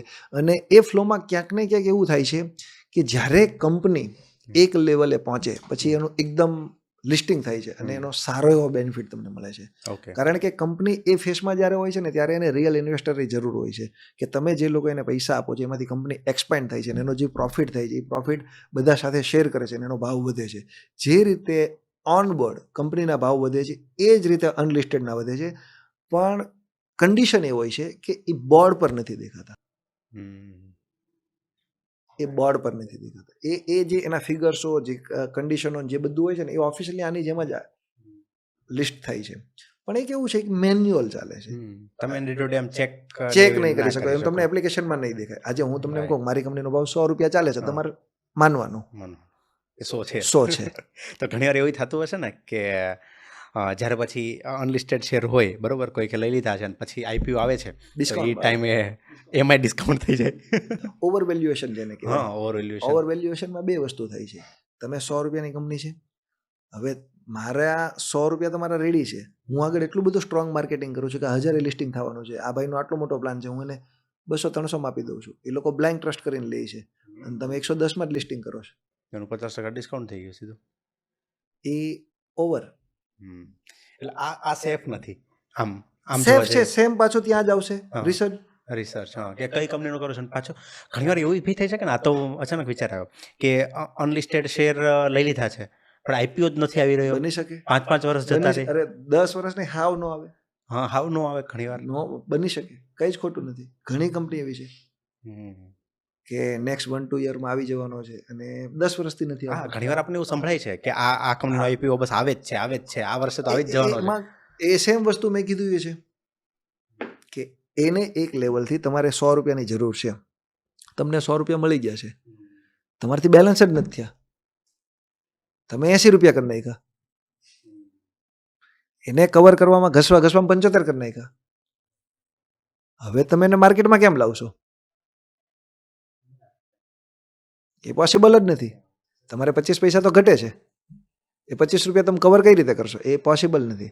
તો એને ફરી ગ્રો કરવો પડે, ફરી પાછું સ્ટાર્ટઅપ કરવું પડે અને એનો એક ટાઈમ લાગવો પડે. પણ કિસ્મત કે એ કંપની પાસે રિયલમાં પ્રોડક્ટ શું છે, એટલે જો એ શું કરે છે, શું કરે છે તો એ પાછી આવી બહુ ટફ છે. tough છે. yes. ઇન શોર્ટ છેલ્લે તો બધું રિસર્ચ ઉપર જ છે. રિસર્ચ, જો મેં yes. કીધું ને એવું હા. છે કે સ્ટોક માર્કેટ છે ને એ રિસર્ચ એટલે એટલું એનાલિસિસ પણ નથી કરવાનું, બેઝિક કરવાનું. મેં તમને basic, કીધું ને બેઝિક અને બહુ ક્લિયર વસ્તુ છે ભાઈ. તમે એટલું તો સમજી શકો છો, તમે એટલું કામ તો કોઈ પણ માણસ કરી શકે. પૈસા લગાવવાના છે, હા. પૈસા લગાવવા પાછળ તમે આટલી મહેનત નહીં કરી શકો. તમારે પોતાના પૈસા લગાવવાના છે તો મહેનત તો કરવી અને જ પડે ને. એ પૈસા લગાવીને તમારે પાછા એની પાસેથી જોઈએ છે, રિટર્ન જોઈએ છે, વધારે જોઈએ. વધારે જોઈએ છે કે હું જે લગાવું છું એમાં મને નફો કરીને આપે. આ કેવું તો છે, તમારા વતી હું કામ કરું અને હું તમને પૈસા કમાઈને આપું. તમારા એમ્પ્લોય છે તો તમે એમ કહો છો ઓફિસમાં AC બેસી બધું ચાલુ કરીને હું ચાલ્યો જઈશ, દર 1 તારીખે આવી જઈશ, મને રેવન્યુ આપી દેજો, ચાલે એમ ઓફિસ? ન ચાલે. તમારે આવવું પડે. જે સારું કામ કરતું એને કેવું પડે કે ભાઈ આને કામને આ રીતે કરો. જે સારું નહીં કરતું એને કેવું પડે કે પહેલાંમાંથી પ્રેરણા લે, એમાંથી સારું કરો. એને બેલેન્સ કરવું પડે. ઓફિસમાં હોય બધા જ માણસો સરખું કામ નહીં કરતા હોય. તો માર્કેટમાં છે બધી કંપની સરખું કામ નથી કરતી, પણ બધી ખોટી નથી અને બધી સારી નથી. તમે કઈ જગ્યાએ છો ને પાણીનો ગ્લાસ છે અડધો ભરેલો કહી શકો ને ખાલી કહી શકો. એક તમે જે આમાં આટલા ડીપમાં છો ઉતરેલા બરાબર, તો તમે ઘણું બધું રિસર્ચ કરતા હશો. તો એક તમારા રિસર્ચ ઉપરથી એક ક્વેશ્ચન પૂછું કે 2030 સુધીમાં એવું કયું એક કે બે સેક્ટર છે બરાબર, કે 2030 સુધીમાં એવા કયા એક કે બે સેક્ટર છે કે જે મને થોડાક ચાન્સ છે કે હાઈ રિટર્ન આપી શકે? આપણે કોઈ સ્ટોકના નામ નથી લેવા, જો સ્ટોકના ને આપણે હું કોઈ તમને sector માં, કહું ને એવું સેક્ટરમાં મેં કીધું ને, એક મને ઈવી લાગે છે, એઆઈ ટેકનોલોજી EV, લાગે છે. AI technology. તો એઆઈ ટેકનોલોજી વાળા આપણા ઇન્ડિયાની અંદર લિસ્ટેડ શેરો છે. listed છે, ઘણા ઓકે, છે. કે જે ડાયરેક્ટ કામ ન કરતા પણ ઇનડાયરેક્ટલી બી હોય એની જ સાથે છે, હોય જ જોડાયેલા છે, હોય. હોય જ છે. ઓકે, એક એઆઈ અને એ EV. એક ઈવી છે કે હા. પાવરમાં કેવું છે કે હમ. અત્યારે સોલરનું જે હિસાબે ચાલ્યું હમ. છે ને કે ગ્રીન એનર્જી, તો એના ઉપરથી મને એવું લાગે છે કે આવનાર ફ્યુચરમાં જો એક સીધી વસ્તુ છે, એન્વાયરમેન્ટને અત્યારે જે ડિસ્ટર્બ થાય છે ક્રૂડથી ને એનાથી, હમ. તો તમે દિલ્હીમાં સમજી શકો છો કોઈ વચ્ચે ત્યારે કેવી હાલત કેવી છે, હાલત છે yes. કે વચ્ચે ઓલ ઇન વન ગાડી કરી હતી, તો આખું ભારત દિલ્હી થતા વાર નહીં લાગે જો ખરેખર એમાં આપણે ધ્યાન નહીં આપીએ ને તો. હા, પણ આ વખતે અમદાવાદની અંદર બી ઇફેક્ટ દેખાય પણ છે. હું તમને એ હા. દિલ્હી ભારતને જે દિલ્હીને પ્રોબ્લેમ છે ને ભારતને પ્રોબ્લેમ થતા વાર નહીં લાગે. એના બે કારણ છે. હમ. તમે અમદાવાદની વાત કરો છો, રિસન્ટલી મેં જોયું આખા ગુજરાતમાં, કદાચ હું ખોટો હોઈશ, મને શ્યોર નથી, હું મારા મગજ પ્રમાણે કહું છું, સૌથી વધારે જો રિયલ એસ્ટેટના પ્રોજેક્ટ ચાલતા હોય, હું તો ઓન વે જતો હતો ત્યારે ક્રેન જોઈ, તો સૌથી વધારે અમદાવાદમાં હશે. તો તમે સમજો કેટલા ઝાડવા કપાડા હશે. એક પ્રોજેક્ટ કરો એની પાછળ કેટલા ઝાડવા હશે. તો એ જરૂરી બી છે બધું, પણ ક્યાંક ને ક્યાંક તો એ ડેમેજ થાય જ. ડેમેજ થાય જ છે. તો એના હિસાબે એવું લાગે છે કે આવનાર સમયમાં કે લોકો એ તરફ જશે, અને એ ચાલવા નહીં. મારા ટૂંકા મગજ પ્રમાણે હું કહું છું, હમ. મારો એક્સપિરિયન્સ કે ઓલા ઉપરથી હું નથી કહેતો કે આવું થઈ જ શકે છે, પણ એક થોટ પ્રોસેસથી એવું લાગે છે કે આવું બની શકવું જોઈએ. હમ. એટલે તમે જે કીધું કે EV છે, એઆઈ બેઝ છે અને એનર્જી બેઝ, આ પ્રકારનું થોડું. આ પ્રકારનું એક આવનાર સમયમાં એનું લાગે છે કે એ બની શકે છે. ઓકે. એક ઇન્વેસ્ટમેન્ટનો એક મને કહો ગોલ્ડન રૂલ આપો કે જે દરેક લોકોની ફાઇનાન્શિયલ પ્રોબ્લેમને સોલ્વ કરી શકે. પછી ભલે એ નાની અમાઉન્ટથી હોય કે મોટી અમાઉન્ટથી હોય, પણ એક હું એવું ઇન્વેસ્ટમેન્ટ કરું કે જેનાથી મારે કહેવાય ને કે કોઈ ઉપર ડિપેન્ડન્સી ના રહે, લાઈક પેસિવ ઇન્કમ, બરાબર, કે મારા સાઈડમાં મને થોડું મળતું રહે. તો મારે શું કરવું જોઈએ? ડિસિપ્લિન. કંઈ પણ કરવાની છૂટ છે, ડિસિપ્લિન મેન્ટેન કરો. કંઈ પણ ઇન્વેસ્ટમેન્ટ કરવાની છૂટ છે, કોઈ પણમાં, સ્ટોકમાં કે કોઈ કોઈ પણમાં, ગમે પણમાં. ત્યાં. Discipline. પણ તમે હમણાં એક સરસ કીધું હતું, ટાઈમ ફ્રેમ, રાહ જો, હું એ જ કહું છું, ડિસિપ્લિન. ડિસિપ્લિન. કે મારે આ 1 વર્ષ માટે છે, 1 વર્ષ માટે મારે 1000 રૂપિયાના શેર લેવાના છે, દર પહેલી તારીખે 1000 જ લેવાના છે. તમારી પાસે 1 કરોડ રૂપિયા પડ્યા છે તો 1000 જ લેવાના છે. ડિસિપ્લિન. આજે તમારી પાસે આવી ગયા, તમે એક સાથે લઈ લીધા, પાછા તમારે 2 મહિના પછી કોકને આપવાના છે એક સાથે, નહીં, રહેવા દો. ડિસિપ્લિન શું હતી તમારી, તમારા રૂલ્સ શું હતા? કે મેં આ નક્કી કર્યું હતું મારે હજાર દર મહિને બીજું નહીં કરવા વિચારવાનું. છે. તો ડિસિપ્લિન. સ્ટોક માર્કેટની આ સીધમ વસ્તુ સીધી અઘરી છે. મેઇન વસ્તુ જે છે એ અઘરી છે, પણ સાચી જે છે.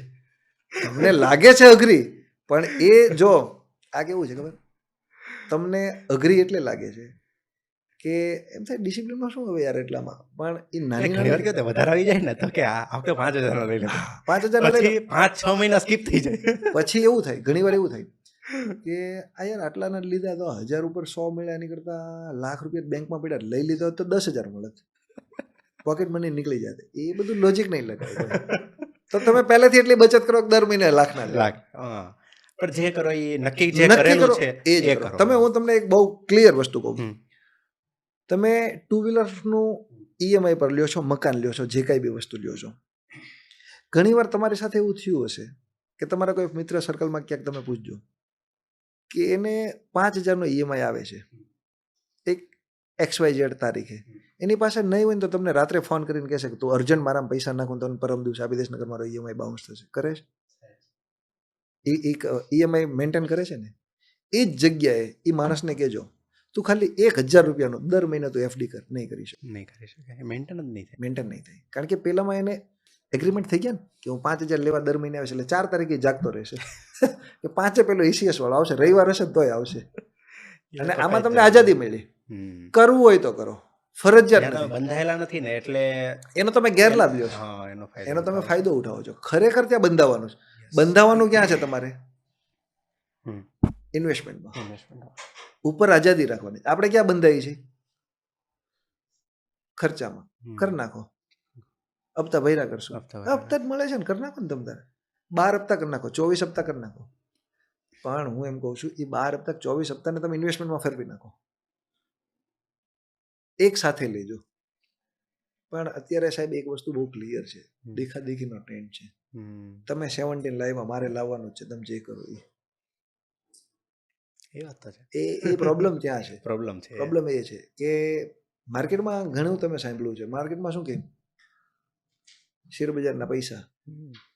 મહુડીની સુખડી, કોઈ બહાર જ નથી લાવ્યું. હમ. એ જગ્યાની બહાર શેરબજારના પૈસાથી કાંઈ નથી થતું. મહુડીની સુખડી બહાર નથી. મહુડીની સુખડી ભાઈ ભગવાન ભલું કરે એ નથી આવતી, એ શ્રદ્ધાનો વિષય છે, વાત હા. બરોબર છે. પણ તમે એને નાને શું કામ જોડો છો? સાચી વાત એ છે. એનું બરોબર જ છે. એનું રીઝન છે, જે ઓલી વસ્તુ સાંભળી છે ને એ સાચી જ છે કે 99 લોકો પૈસા ખોવે છે ને એક કમાય છે, પણ એ જે કમાય છે ને એ જે તમે જે કીધું ને ડિસિપ્લિન, એ શું કહે એક છે? પાસે છે. એ શું કહે છે?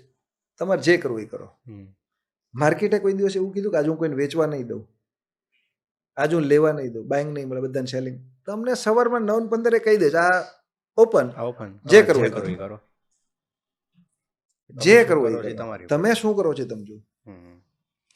તમે સવારે ઓફિસે આવવા માટે નીકળો એટલે સિગ્નલ બધા ખુલ્લા જ હોય. હમ. તમે કાંકરિયાએ જઈ શકો, ગાર્ડનમાં જઈ શકો, અને ઓફિસે આવી શકો. ઘરેથી તમે એમ કીધું તો ઓફિસે જાઓ છો, વિચાર તમારો. કે તમારે ક્યાં જવું છે. ઓકે, એક લાસ્ટ એક નાનો એવો રેપિડ રાઉન્ડ છે, બરોબર? હા હા. કે એટલે શું એનાથી થોડું ઘણું ખરું ક્લિયર થાય એવું છે. અ, હું તમને ઓપ્શન આપીશ, બરોબર, કે આ કે આ તમારેમાંથી એક સિલેક્ટ કરવાનું છે. તમે શું સિલેક્ટ કરો છો, બરોબર, તમારા રિસર્ચ પ્રમાણે, તમારા એક્સપિરિયન્સ પ્રમાણે એનો અમારે જવાબ જોઈએ છે. સ્ટોક કે ગોલ્ડ? સ્ટોક. સ્ટોક કે mutual fund? Stock. Okay. Long term કે short term? Long term. Okay. હવે સેક્ટર છે, બરોબર, કે કયા સેક્ટરમાં તમે વધારે ઇન્ટરેસ્ટેડ છો લોંગ ટર્મ માટે, અને કયું સેક્ટર વધારે ગ્રો કરશે કે જેમાંથી હાઈએસ્ટ પ્રોફિટ મળી શકે અથવા તો હાઈ રિટર્ન મળી શકે, બરાબર? એનર્જી કે ટેક? એનર્જી. ઓકે. એનર્જી કે એફએમસીજી? એનર્જી જ બની શકે. ઓકે. એનર્જી કે AI related? AI related. AI કે ઓટોમોબાઈલ?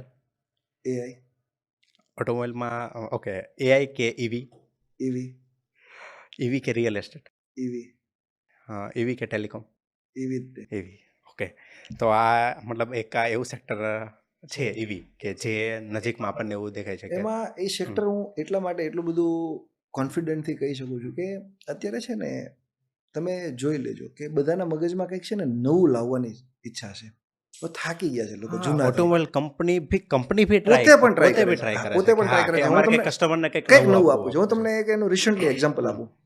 મારુતિ બહુ સારી સિરીઝ લાવી, મારુતિએ બહુ સારું કર્યું. મારુતિ નહોતી ચાલતી. મારુતિ આખી સિરીઝ નવી બનાવી, નેક્સા, શોરૂમથી લઈને બધું જ. Yes yes yes. વસ્તુ તો એ જ છે.